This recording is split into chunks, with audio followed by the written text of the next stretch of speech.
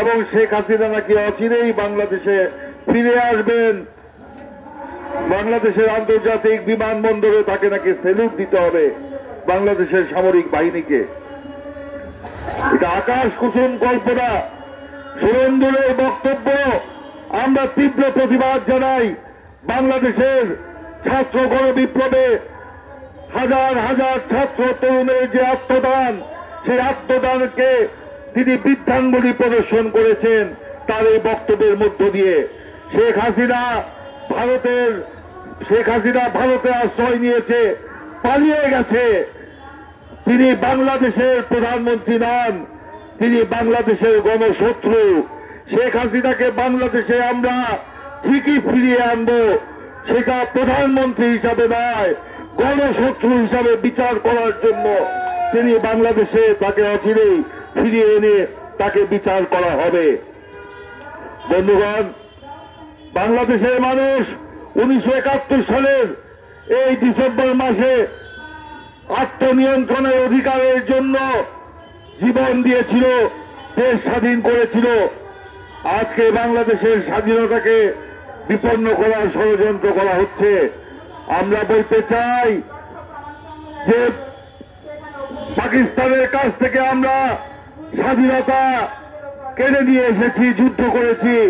ভারতের পদতলে আমাদের সেই স্বাধীনতাকে বিকিয়ে দেবার জন্য নয়। বাংলাদেশের স্বাধীনতা কারো দয়ার দান নয়। বাংলাদেশের স্বাধীনতা লক্ষ লক্ষ নারী পুরুষের রক্তে কেনা স্বাধীনতা। এই স্বাধীনতাকে কেউ বিপন্ন করতে চাইলে তার সেই কালো হাত ঘুরিয়ে দেওয়া হবে, ভেঙে দেওয়া হবে। বন্ধুগণ, এই ডিসেম্বর মাসে দেশ স্বাধীন হয়েছিল 71 সালে। আমরা যুদ্ধ করে বাংলাদেশ স্বাধীন করেছি, অন্য কোন দেশের চোখ রাঙানি দেখার জন্য নয়। আমরা স্বাধীন দেশে শান্তিতে বসবাস করতে চাই, ভারতের সাথে আমরা বন্ধুত্ব চাই, কিন্তু আমাদের সার্বভৌমত্ব বিকিয়ে দিয়ে নয়। সমমর্যাদার ভিত্তিতে বন্ধুত্বপূর্ণ আচরণের মধ্য দিয়ে অমীমাংসিত সমস্যার সমাধান করে এই বন্ধুত্ব ভারতকে টিকিয়ে রাখতে হবে। আজকে ভারত তার কর্মকাণ্ডের মাধ্যমে প্রমাণ করছে 5ই আগস্টের পরিবর্তনকে ভারত মেনে নেয় নাই। শেখ হাসিনার পতনকে ভারত মেনে নিতে পারছে না। সেই কারণেই আজকে তারা এই নানান রূপে ষড়যন্ত্র করছে, বলছে বাংলাদেশে নাকি হিন্দু দমন চলছে, হিন্দুদের উপর নির্যাতন চলছে। এটা সম্পূর্ণ অসত্য, বানোয়াট, ভিত্তিহীন। তাই যদি হতো, হিন্দুদের এত বড় দুর্গা পূজা বাংলাদেশের মানুষের সহযোগিতায় শান্তিপূর্ণভাবে হতো না। দুর্গা পূজা যদি শান্তিপূর্ণভাবে হয়ে থাকে, তাহলে কোথায় দমন হলো, কোথায় ভারতে বাংলাদেশে হিন্দু নির্যাতন হলো? বাংলাদেশের হিন্দুরা বর্তমানে অত্যন্ত ভালো আছে।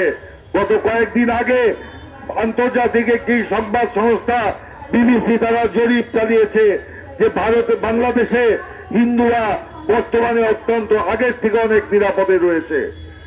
শুধু এই কথা শেখ হাসিনা এবং ভারতের মুখেই আমরা শুনতে পাচ্ছি। এটা ষড়যন্ত্র। বাংলাদেশের হিন্দুদের জন্য ভারতের কোনো দরদ নাই। ভারতের দরদ হাসিনার প্রতি, ভারতের দরদ আওয়ামী লীগের প্রতি। সেই কারণে আমরা দেখি যে ভারতের পররাষ্ট্র মন্ত্রণালয়ে মিটিং হয় বাংলাদেশে শেখ হাসিনা এবং আওয়ামী লীগকে পুনর্বাসন করার এজেন্ডা নিয়ে।